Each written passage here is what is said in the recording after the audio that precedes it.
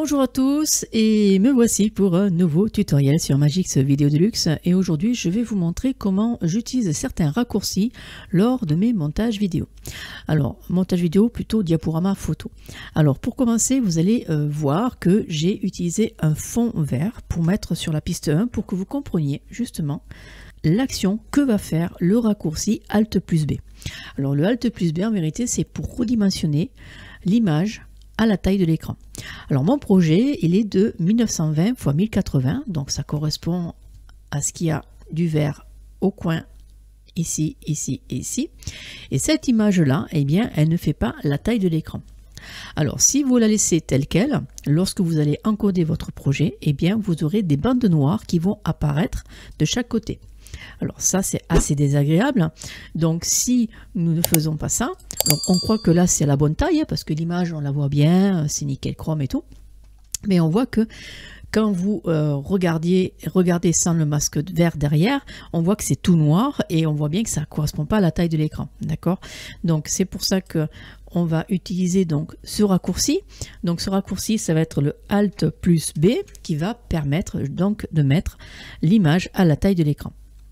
Bon, je vais revenir en arrière, je vais faire un CTRL Z. Alors le CTRL Z, c'est utiliser la flèche annulée qui correspond à Magix, mais qui est utilisée aussi dans d'autres logiciels et c'est surtout un raccourci Windows, CTRL Z. Donc on fait CTRL Z.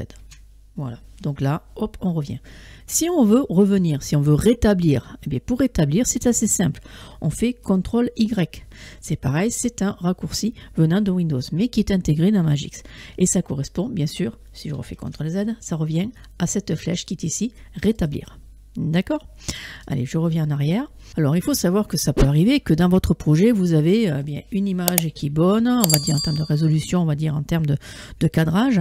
Pour y remédier, on va dire, pour essayer de les sélectionner, on va dire une à une, et bien pour qu'on puisse utiliser le Alt plus B sur l'ensemble des images, et bien on va faire une action. Ça va être simplement avec la touche CTRL. Vous maintenez la touche CTRL du clavier, sans sélectionner pour l'instant. Vous prenez votre souris, et avec le clic gauche, vous cliquez sur la photo que vous souhaitez redimensionner. Alors, redimensionner, on va dire avec le Alt plus B. Donc, vous restez le doigt sur la touche CTRL enfoncée et avec le clic gauche de la souris, vous sélectionnez la première image.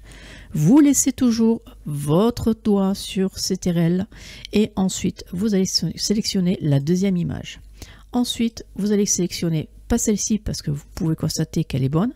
Vous avancez votre curseur, vous voyez que celle-ci n'est pas bonne, eh bien on va la sélectionner. On regarde le curseur, on revient au-dessus, on avance le curseur, on voit que celle-ci est bonne. Et on va voir que celle-ci, elle n'est pas bonne, donc on a sélectionné. On revient ici, on peut la sélectionner. Et on revient ici, on peut la sélectionner. Vous voyez?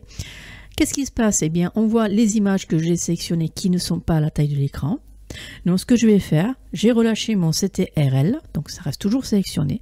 Mais par contre, je vais faire le Alt plus B pour pouvoir tout redimensionner. Donc, vous voyez, tout est redimensionné à la taille de l'écran.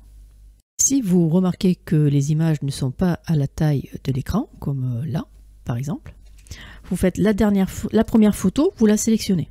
D'accord? Vous faites majuscule, vous maintenez la majuscule, et vous cliquez sur la dernière image. Hop, avec le clic gauche. Et tout se sélectionne. Et là, vous faites un Alt plus B, et là, tout est redimensionné. Après l'action qu'on fait le plus souvent, et que je fais aussi, c'est pas forcément avec le raccourci, je fais avec le clic gauche, je maintiens, je tire jusqu'à la dernière image ou la première image, et je fais ceci, je mets tout en surbrillance, et je fais un Alt plus B, et ça fonctionne aussi. Très bien. Allez, CTRL Z, je repars. Alors maintenant, si je repars sur le storyboard, alors là on était sur la timeline, mais là je vais repartir sur le storyboard. Alors je vais cliquer dessus. Bien là on voit pas mes images. Bah oui, c'est normal parce qu'un storyboard reste que sur la piste 1. Donc quand on est sur la piste 1, et bien oui, s'il n'y a que du vert, et bien il n'y a que du vert, il n'y a pas d'image. Donc, alors je reviens ici et je vais supprimer. Ce que je vais faire, je vais prendre ici le pictogramme mode souris pour une piste. Je prends ceci et je vais la faire glisser directement sur la piste 1. Je reviens sur le pictogramme mode souris pour objet unique. Et là, je vais repartir ici sur le storyboard. Alors, le storyboard, c'est intéressant aussi pour faire la sélection d'images. Alors, la sélection d'images, eh bien ça va être sur le même procédé.